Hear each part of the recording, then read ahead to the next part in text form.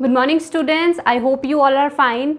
तो class 7th हम लोग ने चैप्टर कर रहे थे कौन सा? Nutrition in organism, right.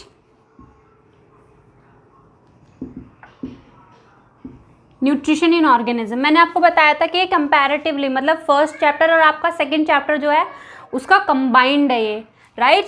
तो हमने पहले पार्ट में जो अब तक का मैंने जितना भी आपको पढ़ा दिया है उसमें क्या हुआ? न्यूट्रिशन इन प्लांट्स कंप्लीट हो गया है, ठीक है। जो इस चैप्टर का न्यूट्रिशन इन ऑर्गेनिज्म में जो आपका फर्स्ट चैप्टर है न्यूट्रिशन इन प्लांट्स, वो पूरा पार्ट उसका कंप्लीट हो गया है। अब बचा इसका second part, that is nutrition in animals, right. जो सेकंड चैप्टर है वो अब आपका इसमें स्टार्ट हो जाएगा। तो आप इसको या तो चैप्टर 1 चैप्टर 2 करके डाल सकते हो। मैंने कंबाइंडली ये पूरा न्यूट्रिशन इन ऑर्गेनिज्म करके पूरा ही दोनों चैप्टर उसी में कंबाइन कर दिए। क्लियर? तो अब स्टार्ट करेंगे हम न्यूट्रिशन इन एनिमल्स के अंदर, ठीक है। तो हेडिंग डाल लीजिए न्यूट्रिशन इन एनिमल्स।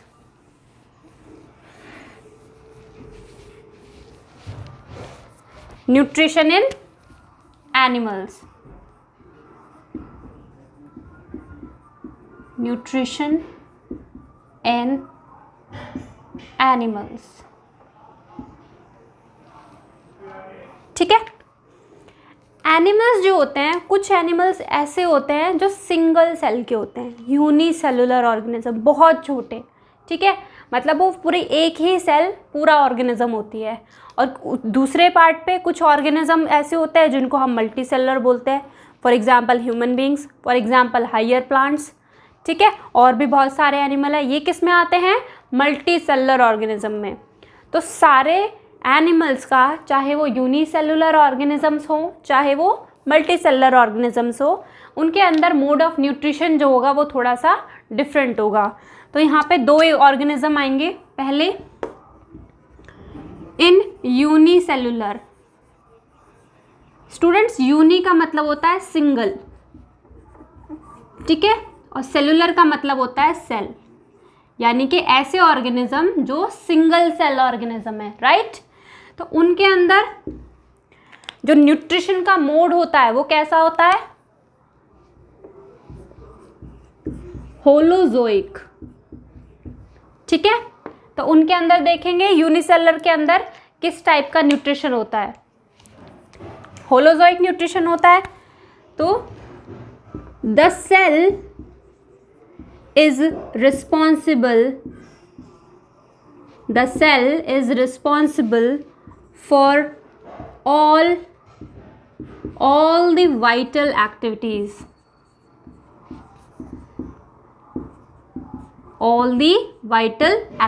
यानी कि जितनी भी वाइटल एक्टिविटीज़ हैं, फूड को कैसे इंजेस्ट करना है, कैसे खाना है, उसका ब्रेक डाउन कैसे करना है, वो ब्रेक डाउन करने के बाद उसका यूज़ कैसे करना है, उसमें से एनर्जी कैसे निकालनी है फूड में से, क्लियर, वेस्ट प्रोडक्ट को कैसे बाहर निकालना है। तो इतने सारे प्रोसेसेस सिंगल एक सेल के अंदर होते हैं। मान लो मेरे पास ये एक सेल है और ये इस सेल का न्यूक्लियस है,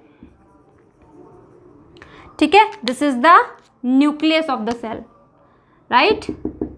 और ये फ्लूइड भरा रहता है इसके अंदर, साइटोप्लाज्म, दिस इज न्यूक्लियस। तो यही एक सेल है जो यूनिसेलुलर ऑर्गेनिज्म है, पूरा ऑर्गेनिज्म यही एक सेल है। इसी सेल के अंदर वो खाना भी खाएगा, इसी सेल के अंदर उसका ब्रेक डाउन भी कर देगा, उसका यूज़ भी करेगा, एनर्जी निकालेगा और वेस्ट प्रोडक्ट को भी बाहर निकालेगा। तो जितनी भी सारी एक्टिविटीज़ हैं वो सब इसी सेल के अंदर परफॉर्म होनी है, ठीक है। अगर उसे ब्रीथ करना है, सांस लेनी है उसको, तो भी वो प्रोसेस वहीं होगा। उसको कुछ सोचना है, दिमाग उसमें है नहीं, लेकिन उसको पता है फूड पार्टिकल कहाँ से आ रहा है, उसको कैसे कैप्चर करना है, इतना सेंस है उसमें, सेंसेस हैं उसके अंदर, ठीक है। आसपास की इन्वायरमेंट को सेंस करने की पावर है उसके अंदर, ठीक है। तो ये सारी चीज़ें इसके अंदर प्रेजेंट है। तो ये सारी ही एक्टिविटीज़ इस सिंगल सेल के अंदर हो रही हैं, राइट। तो ये सिंगल सेलुलर ऑर्गेनिजम्स की बात हो गई। अभी इंट्रोडक्शन है, सिर्फ पढ़ेंगे कि कौन से कैसे कैसे होते हैं, कैसे खाना लेते हैं, कैसे उसको यूज़ करते हैं, ठीक है। अब नेक्स्ट आ जाते हैं इन मल्टी सेल्यूलर। इन मल्टी सेल्यूलर स्टूडेंट्स, मल्टी का मतलब होता है मैनी, बहुत सारी, ठीक है, और सेल्यूलर का मतलब सेल्स, राइट। यानी कि ऐसा ऑर्गेनिज्म जो बहुत सारी सेल से मिलके बना है, मल्टी सेल्यूलर है, मल्टी सेल से मिलके बना है, ठीक है। तो उनके अंदर कुछ प्रोसेस होते हैं। पहला ingestion, second digestion, third absorption, fourth assimilation,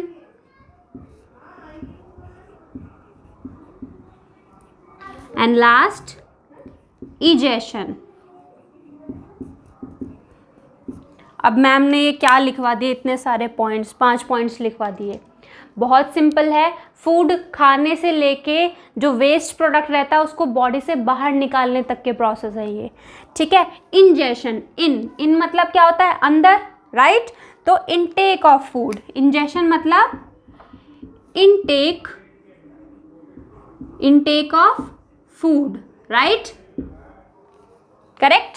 second digestion मतलब होता है पाचन, यानी कि ब्रेकडाउन किसका, जो भी चीज़ आप खा रहे हो, मल्टी सेलर है ना, तो हमारी बात चल रही है एक तरीके से। इस चैप्टर में हम अपने बारे में पढ़ेंगे, हमारे अंदर कैसे डाइजेशन होता है, कहाँ पे क्या डाइजेस्ट होता है, ठीक है।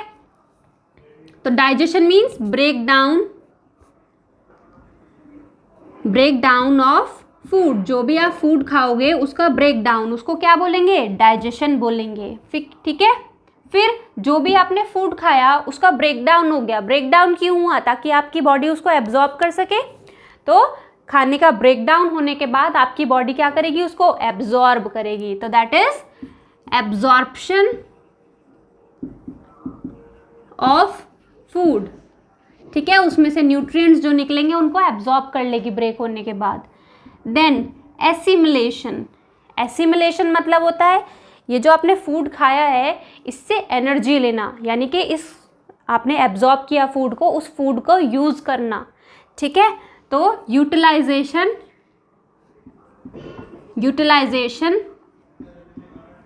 Of absorbed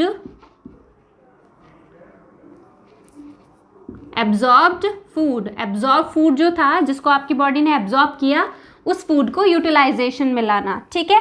next egestion, E for exit, right, E for exit, यानी कि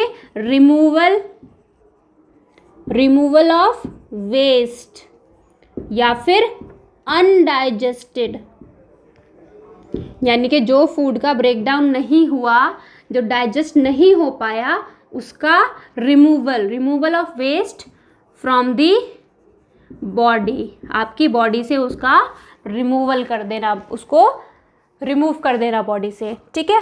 तो ये 2 हम लोग पढ़ेंगे। यूनिसेलर में हम किसके अंदर पढ़ेंगे, एग्जाम्पल क्या होते हैं यूनिसेलर के, एग्जाम्पल अमीबा। तो अमीबा के अंदर हम देखेंगे अमीबा कैसे फूड खाता है, कैसे उस फूड का यूटिलाइजेशन करता है, ठीक है। ये सारे प्रोसेस देखेंगे हम अमीबा के अंदर। मल्टी सेलर के अंदर हम किसके बारे में पढ़ेंगे, यहाँ पे ह्यूमन के बारे में, यानी कि अपने बारे में, हम कैसे खाना खाते हैं, हमारा खाना कैसे ब्रेक डाउन होता है। Clear, okay. तो शुरू कर लेते हैं यहाँ से, फटाफट से थोड़ा सा डिफरेंस लिख लो, ये बेसिक सी चीज़ थी, ये आपको पता होनी चाहिए। Clear, okay.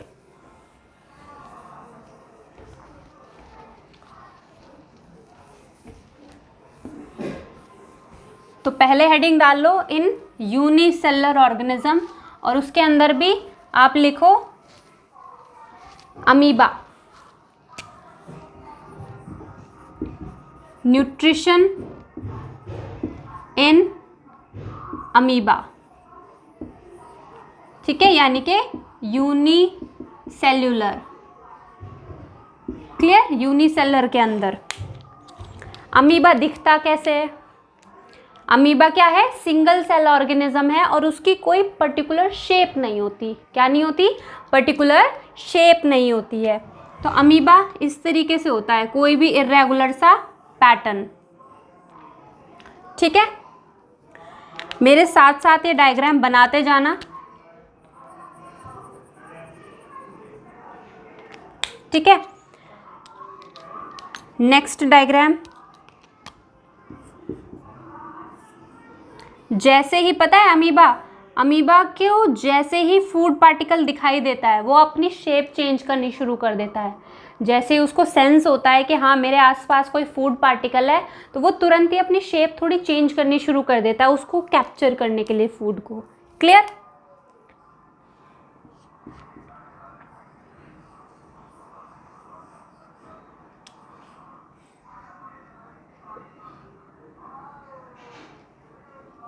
इसको मैं इधर बना दे रही हूँ।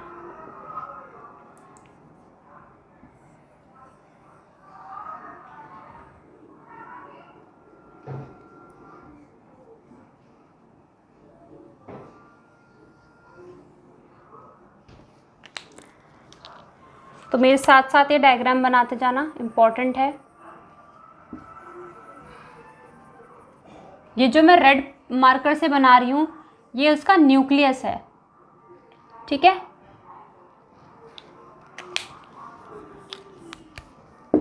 और ये जो डॉटेड दिखा रही हूँ यहाँ पे, ये एक फ्लूइड भरा हुआ है इसके अंदर, जिसको मैं बोलती हूँ साइटोप्लाज्म। क्या बोलती हूँ? साइटोप्लाज्म। अमीबा आपका पीछा नहीं छोड़ेगा, ये आपके 10th तक भी आएगा।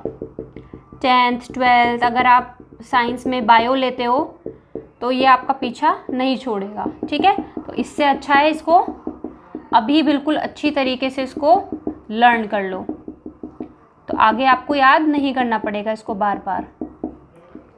अगर ये बार बार आ रहा है आपकी हर क्लास के अंदर, यानी कि ये क्या है, इम्पॉर्टेंट टॉपिक है, तो इसको पढ़ना ज़्यादा ज़रूरी है।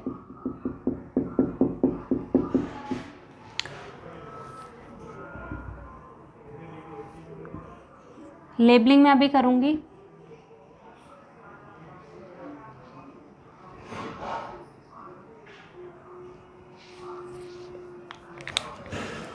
और ये जो मैं ब्लू मार्कर से दिखा रही हूँ ये क्या है, यहाँ पे फूड पार्टिकल है।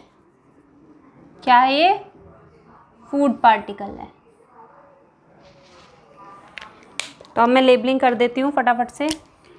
This is nucleus, this is food particle and this one is food vacuole। ठीक है, ये क्या है? फूड वैक्यूल है। This is nucleus and this is food particle. तो स्टूडेंट्स एक्चुअली में होता क्या है, पहली बात